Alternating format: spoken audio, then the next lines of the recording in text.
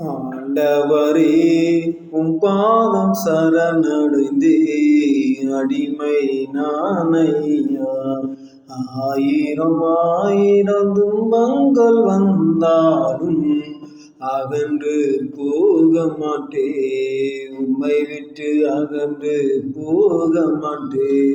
வேதத்தில் உள்ள ரகசியம் அனைத்தும் நன்கு புரியும்படி தேவனை எனது கண்களை தினமும் திறந்தருளும்.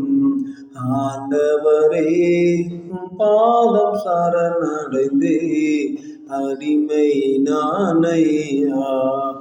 ஆயிரம் ஆயிரம் துன்பங்கள் வந்தாலும் அகன்று போக மாட்டே, உம்மை விட்டு அகன்று போக மாட்டே.